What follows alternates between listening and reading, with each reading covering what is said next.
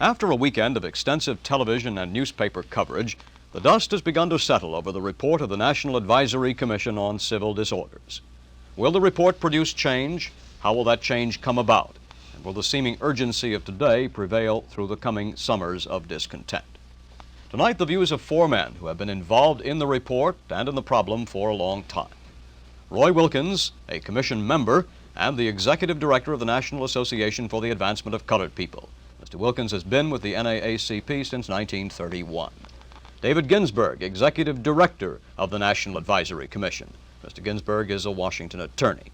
Robert Kervin, head of the Community Action Training Program at Rutgers University and a former head of Newark Corps, and James Booker, reporter and advisor to the Commission.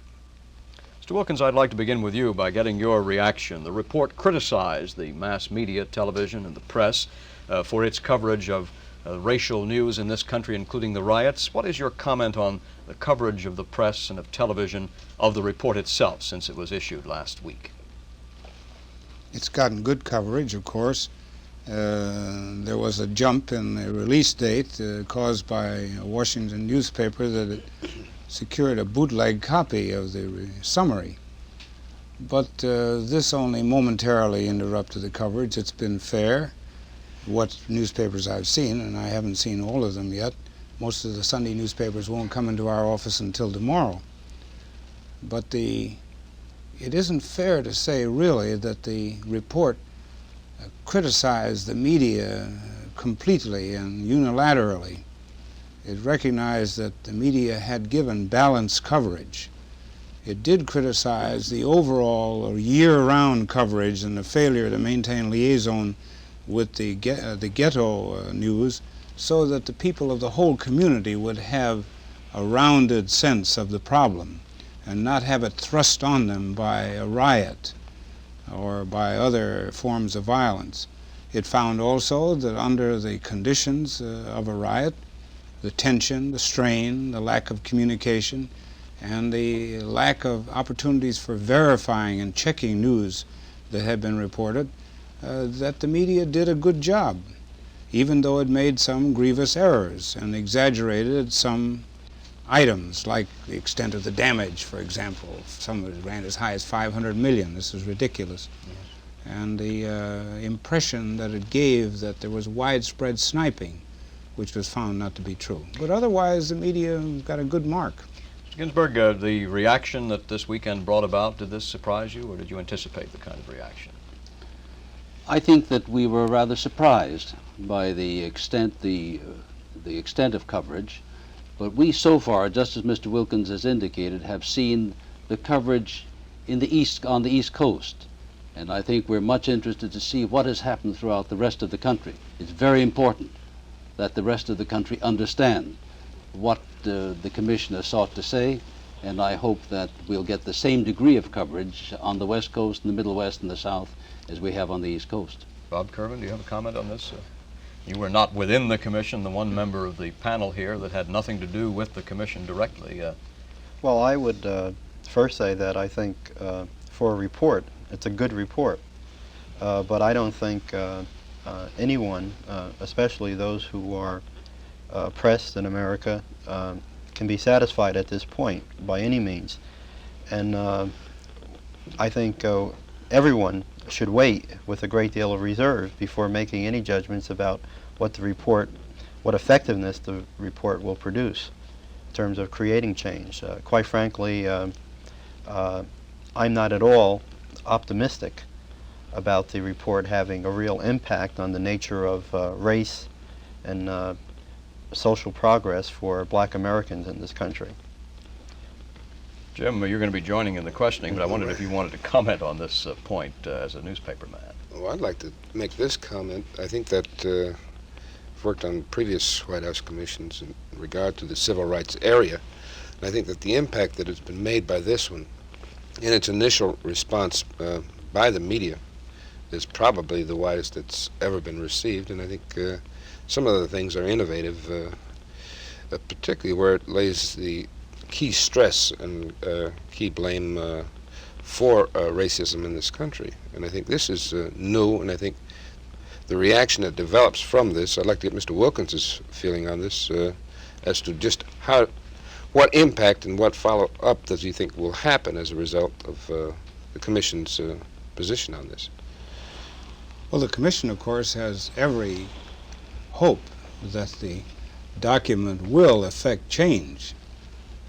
However, our Commission was to find the truth and set it down as we saw it, and not to tailor it and not to shade it or anything of the sort, not even by estimating priorities or putting price tags on it, but just to diagnose the problem, see if we could come up with the picture of what is and what the American people have to face. Now, that's a separate question, it seems to me, as to what effect it might have. Whether it will have an effect this week here, it's been released only 72 hours. You did get a cloture vote in the Senate. Do you think there's any connection between the two? Well, it's hard to say. There might be some connection there, but I would be the last to claim that this report actually brought about cloture until I knew it. There's so many political factors at work in a cloture vote. But I would say that the letter of the 18 businessmen urging the passage of this legislation had a good effect, because it came not from civil rights leaders or from those customarily interested in this kind of an issue, but it came from hard-headed big corporation businessmen. But you spoke of political issues involved here, and I think a question that some have had for the last several days, what with the President out of Washington over the weekend and this leak or the unauthorized copy of the document, the summary that came out on Thursday, that the President has been strangely silent with regard to this Commission report. Mr. Ginsburg, what is your view of this? Was there no plan for the President to accept the completed document and to make a statement or some ceremony? Commissions always present this. All sorts of arrangements made, or at least we were in the process of making arrangements. But what happened was that when the decision was made to release the document on Thursday, because one newspaper had planned to publish it, we were immediately requested to deliver, and we did immediately deliver the report to the White House. And this is what in fact happened. That was on Thursday evening. I personally took it over there. But did you present it to the President directly? No, I don't know whether he was even in the White House at the time, but we brought the copy over because we were asked, since we were supplying the copies to the press, we felt it was essential that the it President be supplied had not over there. seen the report at all prior to this. No. But I'm much interested in a statement that Mr. Kervin made. That is that he has no hope regarding this report. That is that... I didn't say I have no hope. I said I'm not optimistic. You're not optimistic Right. regarding the report, but Right. the point is, it seems to me, that reports don't affect change, it's people. Right. And that it's absolutely essential, it seems to me, that people get behind the report. People at the local level, that the mayors and the congressmen who are interested in it, that the civil rights groups and others.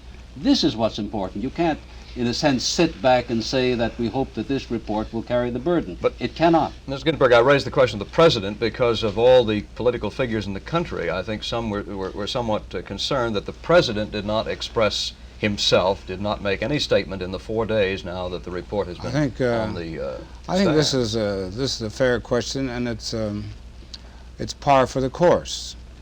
You know, if Mr. Johnson leaves a shoelace untied, that has political significance. I saw where he went directly from his plane to the golf course in Puerto Rico, and the pundits are busy trying to figure out what is the political significance of this, that the President went directly from his plane to the golf course. Mr. Wilkins, this is not a shoelace, I mean, Yes, this report. but I don't know. there is a precedent. good-sized document. There is a precedent for this. The last 3 commissions appointed by the President made their reports in precisely this manner. He did not receive them. He had no ceremony. It was simply delivered to the White House, the first report, and the smooth functioning of this one was disrupted by the fact that a newspaper advanced the deadline on us. The plan was, I believe, David, to deliver the first copy to the White House and to go from there. We had rather planned, as Mr. Wilkins indicated, that arrangements would be made on Friday Exactly. March And 1st. Was the President going to receive this or simply to... Well, we hadn't completed arrangements as of the time that the decision was made to go forward, and this is exactly what happened, so that we delivered the copies just as I've indicated. But Yeah, I like to, first of all, I don't think that the issue of the President not being prepared or present to make a very strong statement right at the outset, right at the moment, can be passed over so lightly. I think it really touches upon the whole question of what kind of national leadership we have. I remember a time when President Kennedy came on TV, in fact, with a glass of milk because there was some fear that people were concerned about fallout or something, and he said he thought the children weren't drinking milk. And he drank a glass of milk on TV. And this is leadership. To me, it would seem that something as urgent as this, here is the most pressing domestic issue. The report says the country is approaching apartheid. It seems to me the President would have been on TV on Friday or Thursday or whenever necessary to say, not only does the Congress have to move, but every family in this nation should have this document and sit down and digest it and search its own conscience as to what it's been doing about race. Could you have said that if you hadn't seen the report? Could you have made such a statement? Well, no, I don't. And he had not seen the report, remember? Well, I think that I can't be assured of that he hasn't seen it. I would expect that he would know quite well what was contained in it before its final production. I think that you're misinformed. There are a couple of questions I'd like to ask Mr. Ginsburg. Well, I'm surprised that the President would not be more adequately informed Well, about I think a that commission which he in fact appointed. Mr. Krause, I'd like just to comment in two ways. One is the document in its manuscript form, which is the copy that we in fact brought over, is 1,400 pages long. And that has, I think, a range of perhaps 160 to 170 recommendations. And copies were supplied, I can assure you, to every member of the Cabinet. And the report is being very closely studied now as to its content. But there's another point. You must remember that we, in a sense, on the Commission are Johnny-come-latelys in this business. And that the President himself sent up just today a major health message, and very recently a major manpower message. And before that, messages in other areas that are covered by this report. The President is on his way with his program, and I think that every member of the Commission would feel that if the programs that the President has requested were in fact put into effect, this would be a first good installment on this program, and this is what we're asking. Well, Mr. Ginsburg, there was some question in the newspapers over the weekend that there were two camps in the Commission, that there was a liberal bloc and a conservative bloc.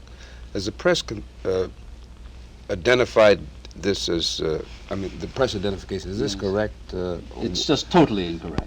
It's not correct. It's certainly not correct. I mean, it's like the process of ornithology in relation to Vietnam. But the essential point is that we've had, there have been differences within the Commission. For example, I saw Mr. Abel's name, I.W. Abel, in connection with supposed to be on one conservative. allegedly as a conservative on the Commission. Ridiculous. Wilkins, do you disagree in that designation, Absolutely Mr. Abel? ridiculous to classify the President of the United Steelworkers on this question as a conservative. And there was another classification of Congressman Corman of California as a reluctant or as a conservative, as one who was dragging his feet. And this is absolutely not so. But you did have differences of opinion that were rather violent in no violence. Not in physical violence. No. But you did have wide differences of opinion in well, language. not wide differences of opinion. We had differences of opinion. And the classification, for example, of Miss Peden as a conservative. Now, Miss Peden probably knew more about broadcasting and radio and television than any member of the Commission, since she owns a broadcasting station. And she was familiar with a great many ins and outs of the media coverage that the members of the Commission didn't know about. And on these, she was certainly not conservative, not in the slightest. So that our feeling just reading the stories in terms of the inside of what went on within the Commission, in a sense, was a little appalling. it didn't seem to have any relation to what we had been through in these past 7 months. So that I want that to be laid at rest. Especially Abel. Mr. Abel's classification as a conservative is totally and completely inaccurate. Mr. Wilkins, there's been a lot of talk in the civil rights movement of a $100 billion budget to bring about an easing of the race problem, and the Urban League has called for a domestic Marshall Plan. Why didn't the Commission put in price tags for carrying out a lot of its recommendations? Part of the answer has already been covered, and that is that much of the items and many of the items in this report are already underway by the Johnson administration. They've been adopted by Congress, and they have been funded by Congress. The whole educational program, for example, which nobody brought to the people prior to the Johnson administration, and the whole OEO program, and many of the other programs that Mr. Johnson is financing, or the Johnson administration is financing now, we think ought to be greatly expanded, and there was no way to separate the present cost and the present funding from our guesses on what it would cost to do this in the way that some of the Commission members thought. Furthermore, Was there much dispute within the Commission on whether or not this very kind of recommendation should be placed in the report? no, there was not much dispute. There was an expression of opinion that maybe, just as we have around this table, there ought to be some price tags put on it, and others felt that our Commission did not include price tags. We were not asked to bring in a program that will fit a certain budget. We were asked to bring in a diagnosis of what's wrong with the country on the riot situation, and what can we do to see that it doesn't happen again. There were a great many issues, Roy, that required no funding. Yes. These were the issues at the local level. What could be done at the level of the community? What could be done at the level of the state? These are extremely important, and they can be done without the cost of a penny. Yes. And the issue the opening issue tonight, the vote on cloture, an extraordinarily important vote. It has no impact on the federal budget, and yet we regard it as of great significance.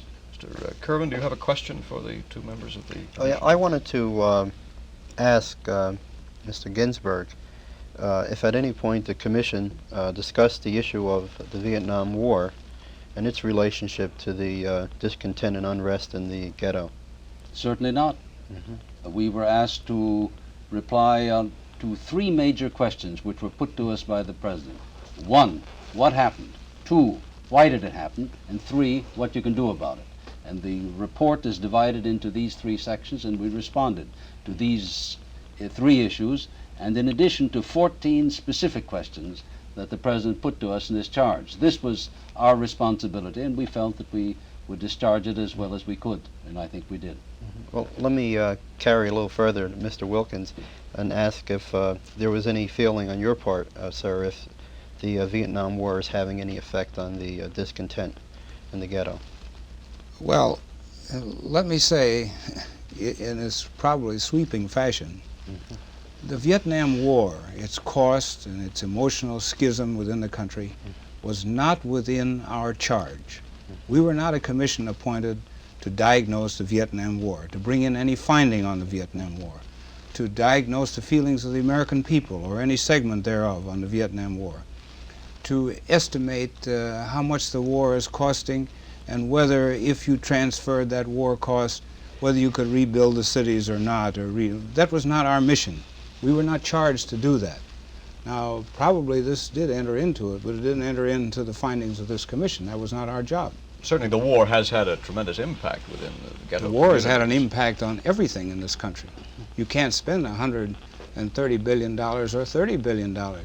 You can't send 500,000 men overseas without it having an impact on every community. Well, was no discussion entered into with regard to what has been widely discussed, the potential fear that exists in many communities that many returning black and white Americans who have been trained in the use of weaponry could conceivably provide additional fire in future riots? Well, and these people are disturbances? already returning. They had returned, some of them, by last summer. And there is no evidence, at least we uncovered no evidence, that any veteran, white or black, who returned from Vietnam, and thousands have returned because they finished their 2-year hitches, took part in any riots or attempted to settle anything with weaponry. Mr. Kervin, as a person who was in the front lines in Newark last year, you saw that this is a pessimistic report. Based on its impact that it has made already and what the New Jersey report has made, do you see any change coming in Newark this year? Well, I hope there will be change. In fact, there has to be change.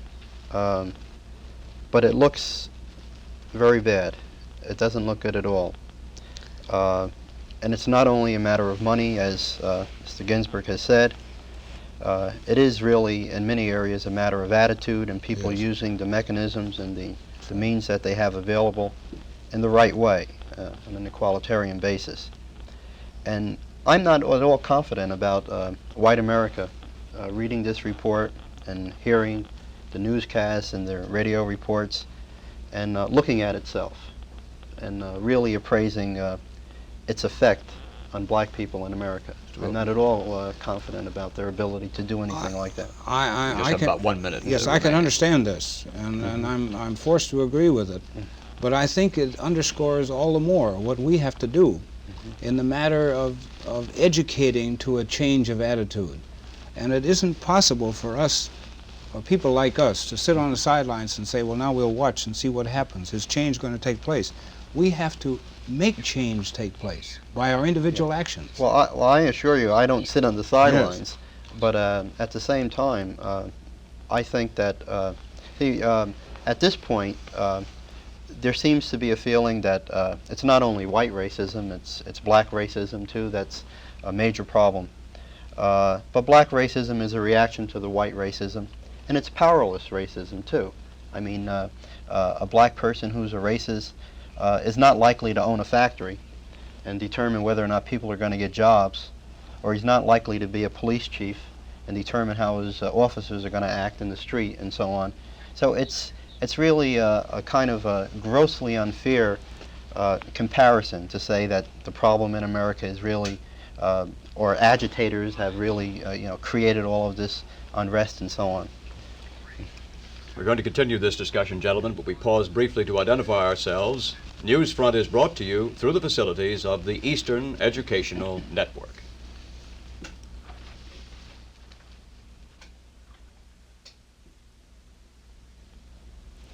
I'd like to get back now, gentlemen, if we may, to the whole question of where this report can go from here.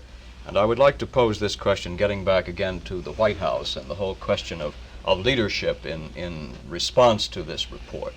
Mr. Wilkins, it would be expected when the President has had the opportunity to digest this report, would it not, that he would then make some statement, either embracing all or part of it, or in proposing a new program based on this report? Would you not expect some new impetus to be forthcoming? I would expect that the White House, in following out its own program, which has already been outlined in greater detail than any president heretofore on the civil rights front. I'm at a loss to understand, Mr. Krause, this feeling that the Johnson administration must prove itself at every opportunity, and that it must over and over and over again reassert and reaffirm its determination to push the civil rights.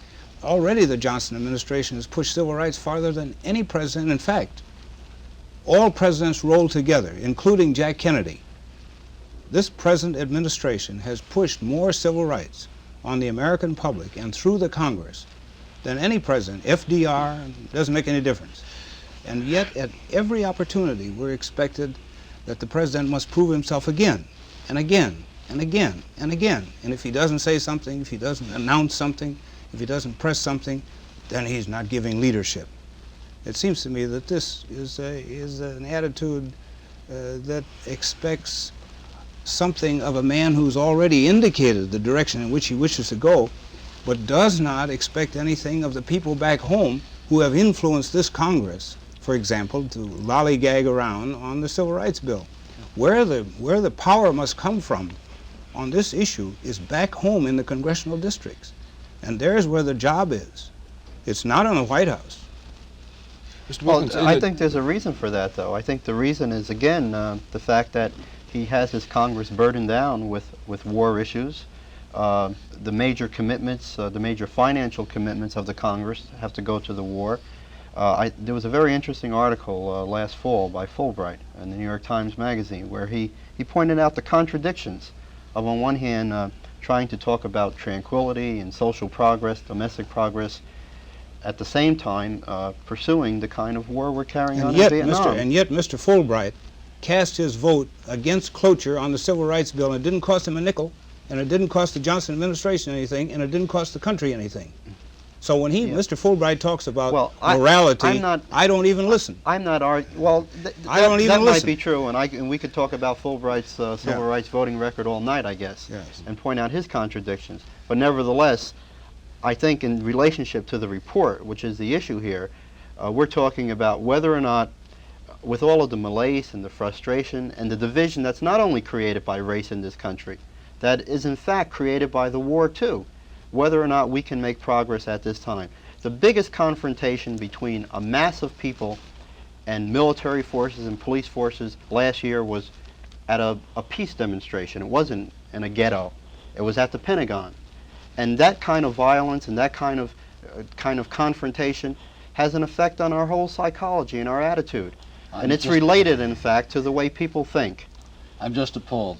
Here we are attempting to consider a report. And what do we hear? One, why are not price tags on here? And usually, Roy, as you found, that the arguments are raised by those who really are not in favor of the report.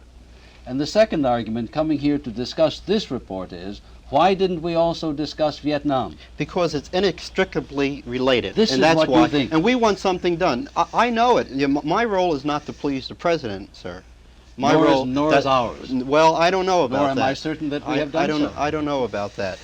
Our role is to see that something is done. Well, why don't you do it? Well, instead of talking about it. Well, I don't know. I don't know if you can make if it's fair for you to make a statement like that. No, I think it's eminently fair because I want to tell you something. Yeah. On this legislative battle that's been on in the Congress since 1966, not a single person who claims to be left of center on the civil rights question has been in Washington or done one iota to make this thing work.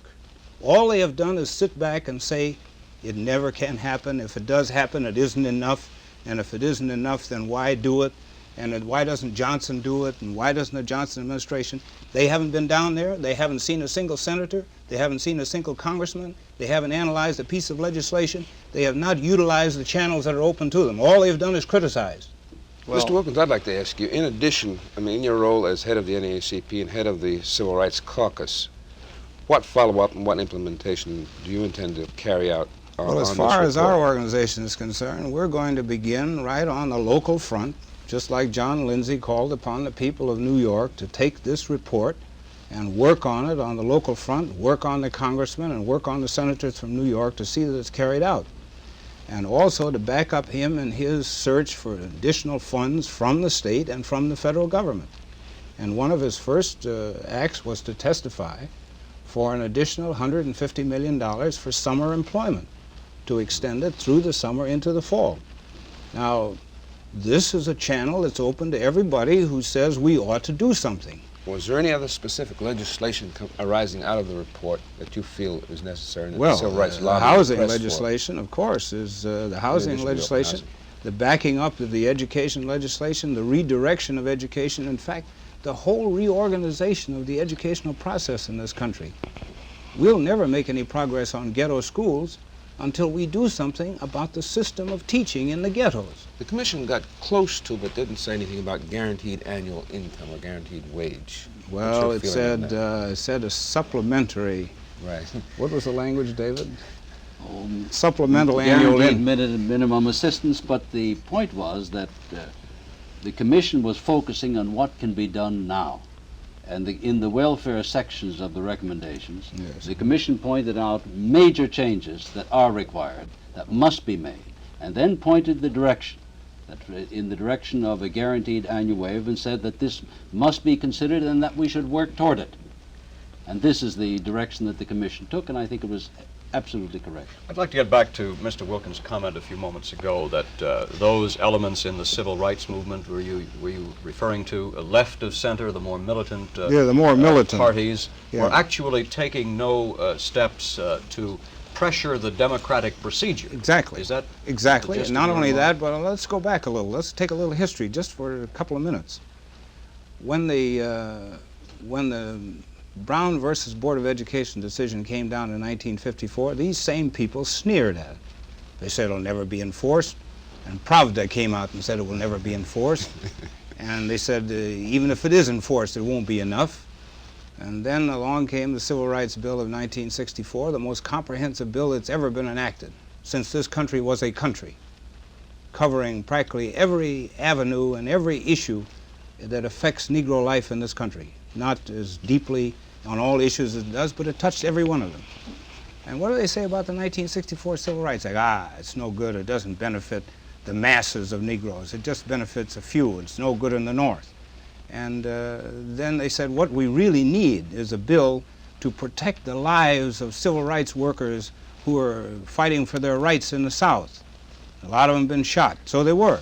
But when that same piece of legislation came before the Congress last year, there wasn't a single voice raised from among these ranks to say, aha, this is the piece of legislation we've been looking for. But does that bode well for this report if the black community in this country, which stands to... Now wait a minute. The black nationalists, not the black community.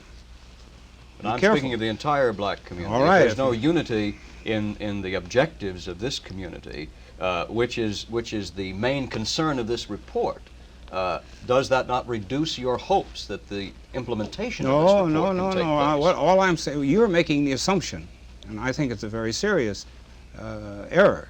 You're making the assumption that the people who make this noise represent the black community. They do not. They represent themselves. They represent a few dozen followers around each man, but they don't represent the black community. If they represented the black community, this legislation would have died on the vine. But the reason it's there now is because there were other people who were interested in the legislation and worked for it and didn't sit around thumbing their nose at it and sneering at it and saying it wouldn't work. They went in there and worked for it.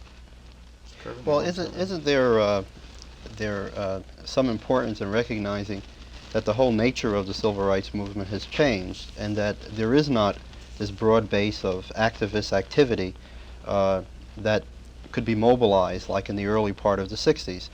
Granted, the NAACP has played a remarkable and an extremely important, crucial role in fighting for legislation. Sure, certainly.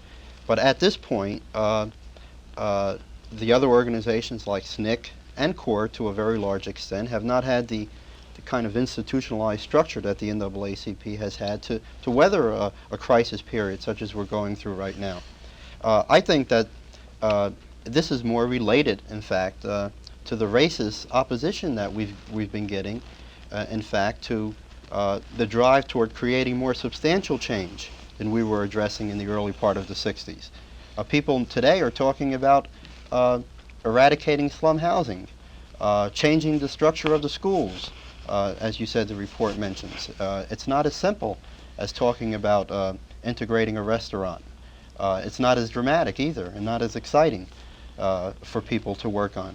And I think that rather than seeing or placing the blame on people who are perhaps alienated, and I would imagine for some very good reasons, from the civil rights movement and from American society, we ought to look really at American racism and the racist Congress that we had last year.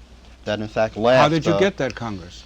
I didn't vote for it. I know. Don't point to me. No, but you see, you could have voted against it. I mean, not you, but you know, we know what I'm talking about. You know, when you talk about or nationalists or anybody, I think you have to be very careful as to whom you're talking to, because I don't think you really know whom I represent. No, I'm not speaking of that, because I know who you represent and that sort of thing. But the point I'm getting at is this, and I repeat it in case I wasn't clear before.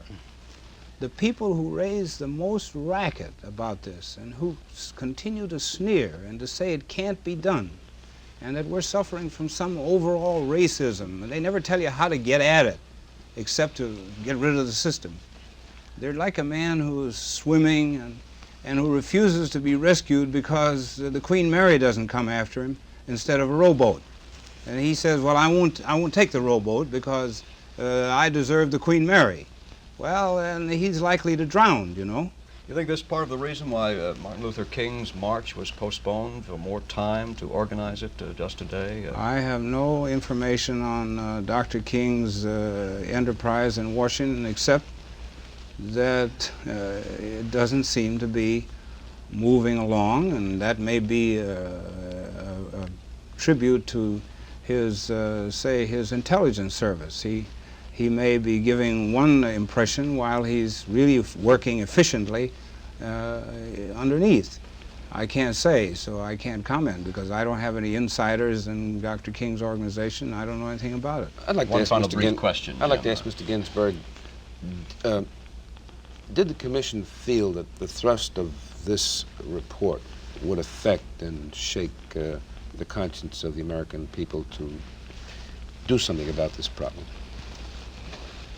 I have a feeling the answer is yes, because the nature of the people who served on the commission was so diverse. Their background was not steeped in the kinds of problems we had to deal with. We all had to learn together. And so we sat there for 7 months. And in those 7 months, Roy, I think that we met for some 20 days of hearings, and then there were 24 days of meetings.